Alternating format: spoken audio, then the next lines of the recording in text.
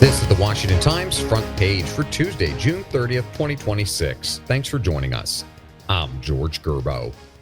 The Supreme Court has ruled states are free to count ballots cast on time but received after Election Day. Alex Sawyer and Stephen Dinan recap the court's 5-4 decision, in which it said it's Congress's job, not the court's, to address any concerns about lengthy vote counts. In the case coming from Mississippi, the court affirmed Congress hasn't forbidden the states from counting late arriving ballots, so they are free to do so. At issue was whether federal law envisions a single day of voting or whether it countenances what has become election season. Writing for the majority, Justice Amy Coney Barrett said the period is legal under the law as it exists. In other rulings, the court granted presidents wide-ranging authority to fire senior officials over policy differences, but said some limits must be observed. The justices approved President Trump's firing of Federal Trade Commission member Rebecca Slaughter over political differences, but continued to block the president's firing of Federal Reserve Governor Lisa Cook, saying he didn't give her a chance to challenge his justification for firing her. Taken together, they give the president vast powers to fire federal employees, even at so-called independent agencies that Congress had sought to insulate from such meddling. The U.S. and Iran are set to meet for another round of diplomatic talks in Qatar after a series of retaliatory strikes in the Strait of Hormuz has threatened to upend the peace process. Tom Howell and Von Cockayne report President Trump said Iranian officials had requested a meeting in Doha, but didn't elaborate. Yet an Iranian foreign ministry spokesperson said Iran has no plans to attend. The White House said Steve Witkoff and Jared Kushner would lead the U.S. in Doha.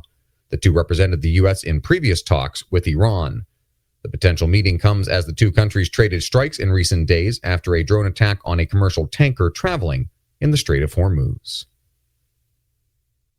The House has passed bipartisan legislation designed to protect children online. Lindsay McPherson reports the 267-117 vote marked the first time the full House has waded into the debate over children's online safety.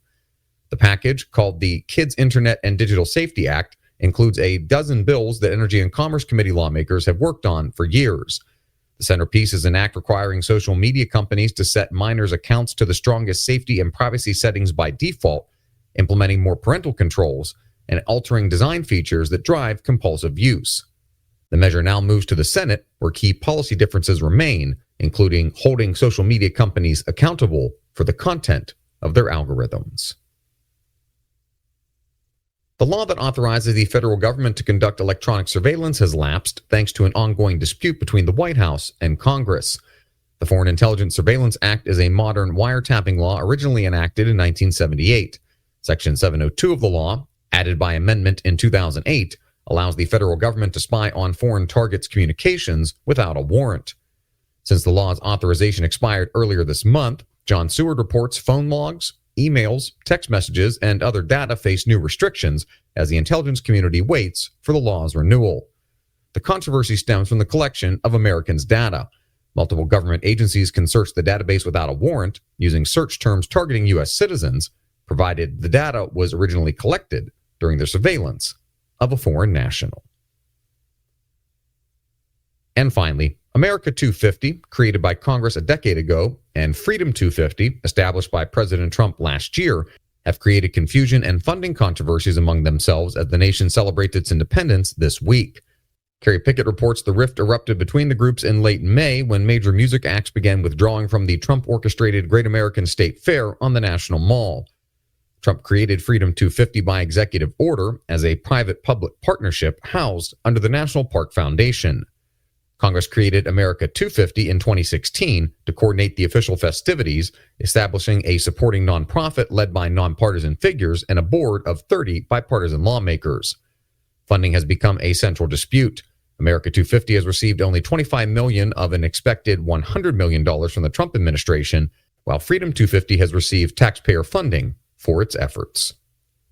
Find all today's front page stories at WashingtonTimes.com/front page or on the Washington Times app, and find us wherever you get your podcasts. You can also find us on social media at Wash Times for breaking news, sports, commentary, and more. For the Washington Times, I'm George Gerbo.